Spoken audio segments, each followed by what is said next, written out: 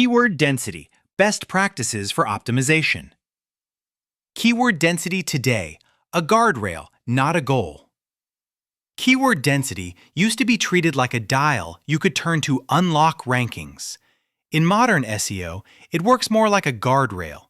It helps you avoid underusing the language buyers search, and it prevents over-optimization that ruins readability. For B2B teams, the point isn't to hit a magic percentage, it's to earn qualified clicks and turn them into conversations. We still see teams argue about whether they need exactly 2.5% density or whether it doesn't matter anymore. The truth is simpler. Google doesn't reward rigid keyword repetition, but it does reward pages that clearly match search intent and cover the topic well. Density helps you sanity check whether your copy actually signals what the page is about. In this guide, we'll show how to use density, placement, and semantic coverage together, especially on revenue pages that target terms like cold calling services, SDR agency, or sales outsourcing. When your on-page fundamentals are solid, your content becomes easier to discover, easier to trust, and easier to convert. Why keyword usage still impacts pipeline in B2B. SEO is now a default growth channel in B2B, not a nice-to-have. Around 49% of B2B companies use SEO as a core marketing tactic, which means your competitors are actively trying to own the same search results your buyers rely on. If your pages don't clearly align to the terms prospects search, you'll lose visibility before you ever get a shot at the meeting. Buyer behavior makes this even more direct. 66% of B2B buyers use internet search results to find information before purchasing. That's why keyword choices and on-page relevance aren't marketing metrics, they're inputs to pipeline. If the language on your solutions page doesn't match what a VP is typing into Google, your SDRs end up doing more cold outreach to compensate. Search is also where most trackable demand lives. Organic search drives about 53% of trackable website traffic overall, and for B2B sites, organic plus paid search can drive roughly 76%. Small improvements in relevance, often achieved through better keyword placement and cleaner copy, can materially increase the number of qualified visitors entering your funnel. What keyword density is and the practical range that works. Keyword density is simply the percentage of times a keyword appears compared to the total word count on a page. If a 1,000-word page uses a target phrase 15 times, that's about 1.5% density. It's easy to calculate, but the better way to use it is as a quick diagnostic after the draft is written. There is no official perfect density from Google, but tooling and practitioner guidance gives a practical band to stay natural. A widely cited recommendation is keeping key phrase density between 0.5 to 3%, with 1 to 2% acting as a comfortable sweet spot for most B2B pages.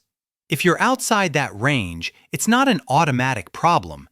It's a prompt to ask whether the content is unclear, too low, or repetitive, too high.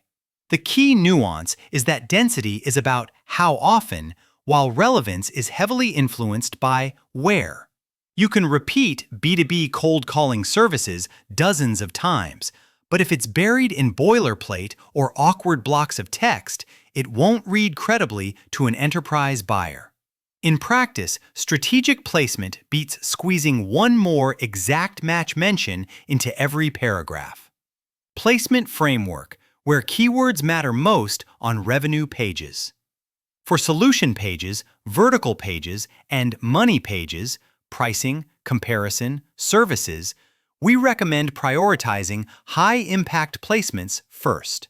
If you're optimizing a page for cold calling agency or outbound sales agency, you'll typically get more lift from putting the phrase in the title, H1, and opening lines than from repeating it throughout the body. This keeps the copy tight for busy decision makers while still signaling topic focus. A helpful workflow is Write the page for humans first, outcomes, objections, proof. Then apply a placement checklist, then run a quick density check as a final pass.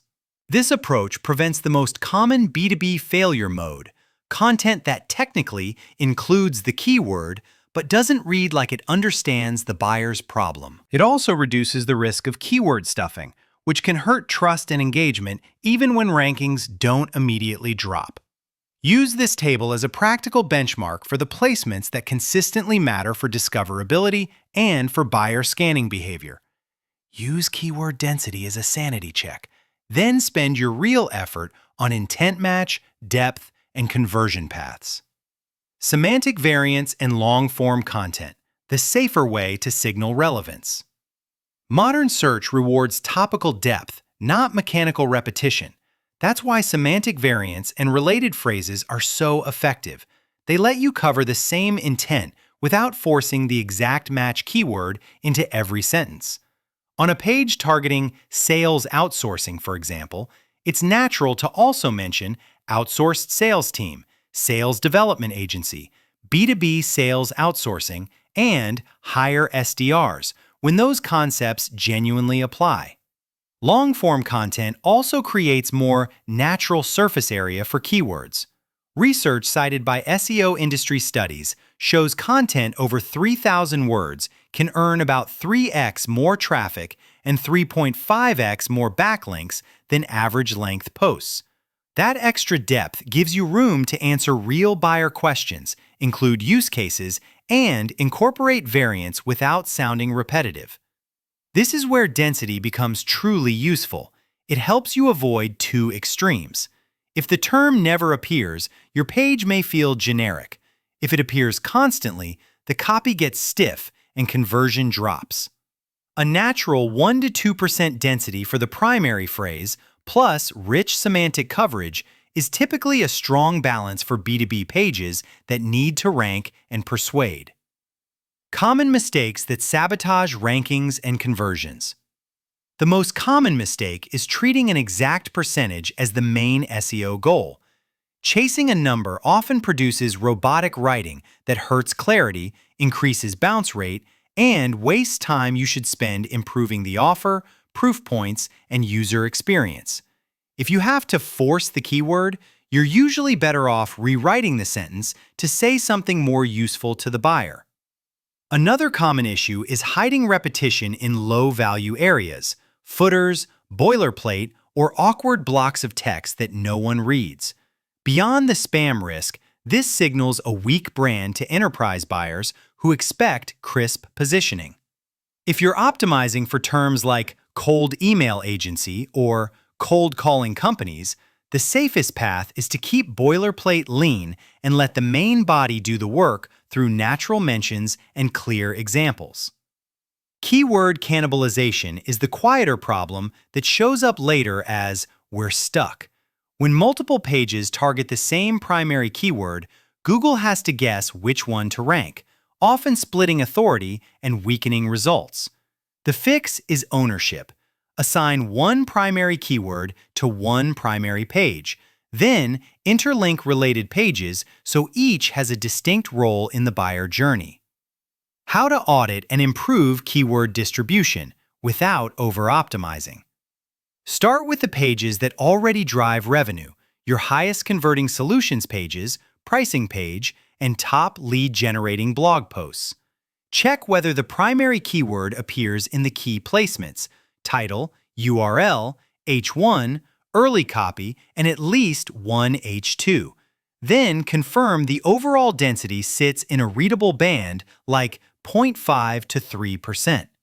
If the copy sounds repetitive when read aloud, trim exact matches and replace a few with pronouns or close variants. Next, benchmark against what Google already trusts. Search your primary term, open the top results, and sanity check how long the content is and how the keyword is used in headings and openings. This is faster and more grounded than guessing a target density in a vacuum, and it often reveals that leaders win by being clearer and more complete, not by repeating a phrase more times. Finally, remember why this work pays off. Clicks compound at the top of the SERP. The first organic result can capture around 45.44% of clicks, and moving up a single position can increase click-through rate by roughly 32.3%. That's why small improvements, cleaner intent match, better placement, and tighter copy can translate into noticeably more inbound opportunities.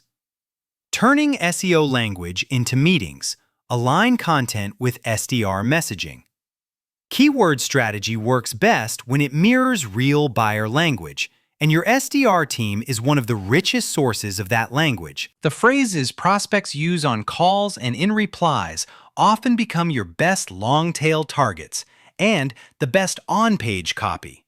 If prospects consistently ask about pay-per-appointment lead generation or B2B cold calling, those terms belong in your content where they fit naturally, not buried in a keyword list. This alignment also sharpens conversion paths. Content marketing can generate over 3x as many leads as traditional marketing, while costing 62% less, but only if the traffic is relevant and the page actually persuades. When your SEO pages speak the same language as your outbound sales agency scripts and follow-ups, visitors recognize themselves in the copy, and they're more likely to book time. At SalesHive, we think of this as search-to-sales continuity. If your site targets terms like SDR agencies, sales outsourcing, or cold call services, your outreach should echo that same positioning so the experience feels consistent from Google to meeting. That's also why brands often evaluate vendors by checking sources like SalesHive reviews, SalesHive pricing, or SalesHive.com. Your messaging needs to hold together across content, calls, and follow-up.